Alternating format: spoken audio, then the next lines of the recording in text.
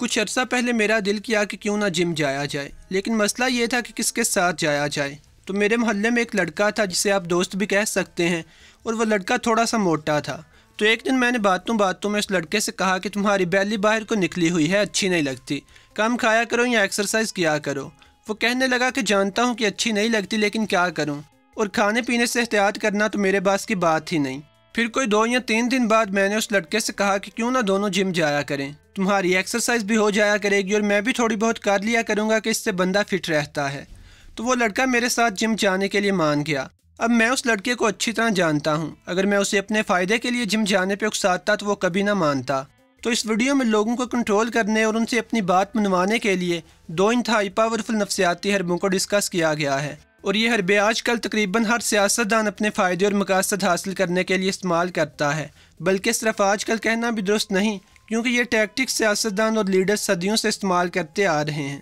اور آپ لوگوں پہ کلیئر کر دوں کہ یہ نالج برا نہیں ہے، کسی بھی دوسرے نالج کی طرح آپ اسے بھی نیگیٹو یا پازیٹیو دونوں مقاصد کے لیے استعمال کر سکتے ہیں، یہ آپ پہ ہے کہ آپ اسے کیسے استعمال کرتے ہیں۔ آج کل تقریباً 95% لوگوں کا رویہ یہ ہے کہ وہ کسی کی مدد کر کے راضی نہیں، چاہے اس میں ان کا اپنا کچھ بھی نہ لگتا ہو۔ کچھ عرصہ پہلے میں نے ایک رسالے میں ایک کہانی پڑھی تھی، بلکہ اسے کہانی بھی نہ کہیں کیونکہ اس آدمی نے اپنا واقعہ لکھ کے بھیجا ہوا تھا۔ اس آدمی کے بقول کراچی کے کسی چوک میں ایک آدمی مالٹوں کا جوس بیچتا تھا، جس کا جوس بہت زیادہ بکتا تھا۔ اب وہ آدمی جوس نکالنے کے بعد مالٹوں کے چھلکے وہیں پہ اپنے کھوکھے کے پاس ہی گرا دیتا تھا۔ اب لکھنے والا کہتا ہے کہ وہ اس وقت معاشی طور پہ اتنا فٹ نہیں تھا، اکثر وہ دوپہر میں ہی یا پھر رات کو فارغ ہو جاتا اور کھوکھے کے پاس پڑے ہوئے مالٹوں کے چھلکوں کو ایک تھیلے میں بھرتا اور اپنے گھر لے آتا، ان چھلکوں کو اپنے گھر کی چھت کے اوپر سکھاتا اور پھر حکیموں وغیرہ کو بیچ دیتا، جس کے اسے اچھے خاصے پیسے مل جاتے۔ تو وہ آدمی لکھتا ہے کہ کوئی لگ بھگ 1.5 یا 2 مہینے تک یہ سلسلہ جاری رہا۔ پھر ایک دن باتوں کے دوران جوس بیچنے والے آدمی نے پوچھا کہ وہ ان چھلکوں کا کرتا کیا ہے۔ اس آدمی نے بتایا کہ وہ ان چھلکوں کو لے جا کے سکھاتا ہے اور بیچ دیتا ہے۔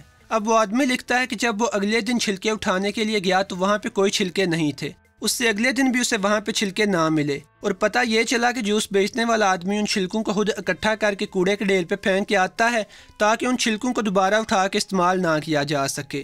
اب اس قسم کے لوگوں سے روزانہ آپ کا واسطہ پڑتا ہے، جو آپ کی مدد کر کے بالکل راضی نہیں، بلکہ کوشش کرتے ہیں کہ آپ کی ٹانگیں ہی کھینچی جائیں۔ تو اس ویڈیو میں اس قسم کے لوگوں سے کام لینے اور اپنی بات منوانے کے لیے 2 سائیکولوجیکل ٹیکٹکس ہیں جن کے بارے میں جاننا آپ کے کام آئے گا۔ اگر آپ اس چینل پر نئے ہیں تو مزید ویڈیوز دیکھنے کے لیے چینل کو سبسکرائب کر لیں۔ نمبر 2، دوسرے نمبر پر ٹپ یہ ہے کہ کبھی بھی لوگوں سے اپنے فائدے کے لیے بات نہ کریں۔ اگر آپ کو کسی سے کوئی کام ہے تو اس کے لیے ان کے فائدے اور مقصد کی بیس پہ اپیل کریں اور اکسائیں، جس کی ایک مثال میں آپ کو اس ویڈیو کے شروع میں جم جانے والے واقعے سے دے چکا ہوں۔ ایک بات کو ہمیشہ یاد رکھیں کہ آپ کا مسئلہ اگلے بندے کا مسئلہ نہیں ہے۔ ہو سکتا ہے کہ اگلا بندہ اس طرح بیہیو کرے کہ جیسے اسے آپ کی بڑی پرواہ ہے، لیکن اصل میں ایسا ہوتا نہیں ہے۔ اگلا بندہ آپ کو تسلی دیتا ہے کہ آپ برا نہ مانیں اور مطمئن ہو کے چلے جائیں تاکہ اگلی دفعہ وہ اپنے لیے آپ کے ساتھ کوئی معاملہ کر سکے۔ اس لیے لوگوں سے اپنا مقصد بیان کرنے کی بجائے ان کے انٹرسٹ کی بیس پہ بات کریں۔ لوگوں کو باتوں میں یہ بتائیں کہ آپ کا یہ کام کرنے میں ان کی اپنی ریپوٹیشن میں کتنی بہتری آئے گی اور ان کا اپنا کیا کیا فائدہ ہو سکتا ہے۔ ایک بڑی مشہور حکایت ہے کہ کسی کسان کے ایک کھیت میں ایک سیب کا درخت تھا جس پہ کوئی پھل نہیں لگتا تھا۔ اس درخت پہ پرندوں نے اپنے گھونسلے بنائے ہوئے تھے اور اسے اپنی پروٹیکشن کے لیے استعمال کرتے تھے۔ تو کسان کو اس درخت کا کوئی فائدہ نہیں تھا، اس لیے کسان نے سوچا کہ کیوں نہ اس درخت کو کاٹ دیا جائے تاکہ ہل وغیرہ چلانے میں آسانی رہے۔ اس کسان نے کلہاڑی لی اور اس درخت کو کاٹنا شروع کر دیا۔ پہلی ضرب لگانے پہ ہی پرندوں نے شور مچایا۔ پرندوں نے کسان سے کہا کہ ایسا نہ کرو، اس درخت کے اوپر ہمارے گھر ہیں، اگر درخت کاٹ گیا تو ہم کہاں جائیں گے؟ لیکن کسان نے ایک نہ سنی اور 2-3 ضربیں اور لگائیں۔ اب کے بعد پرندوں نے کہا کہ درخت کو نہ کاٹو، ہم تمہارے لیے اور تمہارے ساتھی کسانوں کے لیے اچھے اچھے گیت گایا کریں گے تاکہ کھیتی باڑی کے دوران تمہارا اور تمہارے دوسرے ساتھیوں کا دل لگا رہے۔ اس بات کا بھی کسان پہ کچھ اثر نہ ہوا اور وہ اپنے کام میں لگا رہا۔ چند اور ضربیں لگانے پہ چند شاہیں ایک طرف سرکیں اور کسان کو شہد کا چھتا نظر آیا۔ کسان بڑی احتیاط سے پیچھے ہٹ گیا اور وہاں سے چل دیا اور شہد کے پکنے کا انتظار کرنے لگا۔ اب اس کسان نے ان معصوم پرندوں کی سیفٹی کی ذرا بھی پرواہ نہیں کی، لیکن جیسے ہی اس نے دیکھا کہ اس درخت کے ساتھ اس کے اپنے مقصد اور ویلیو کی کوئی چیز لگی ہوئی ہے تو اس نے درخت کو ویسے ہی چھوڑ دیا، جس کا فائدہ ان پرندوں کو بھی ہوا۔ اب کچھ لوگ آپ کو ایسے بھی ملیں گے جن کی مدد آپ ماضی میں کر چکے ہیں، اور اگر آپ اس بیس پہ ان کی مدد مانگیں گے تو شاید وہ آپ کے احسان تلے دبا ہوا یا پھر بلیک میلڈ محسوس کریں۔ لیکن پھر بھی آپ کی مدد کرنے کے لیے کوئی ریئل انٹینشن نہ ہونے کی وجہ سے یہ لوگ ضرور آپ کو کوئی نہ کوئی بہانہ لگانے میں کامیاب رہیں گے۔ لیکن اگر آپ ان لوگوں کو اچھی طرح آبزرو کریں، ان لوگوں کی نیڈز اور کمزور پہلوؤں کو سامنے رکھیں اور اپنی بات منوانے کے لیے یا اپنا مقصد پورا کرنے کے لیے کسی ایسی شک پہ زور دیں کہ جس میں ان لوگوں کو اپنا بھی کوئی فائدہ نظر آئے، تو آپ دیکھیں گے کہ یہ لوگ کتنے انٹرسٹ کے ساتھ رسپانس دیتے ہیں۔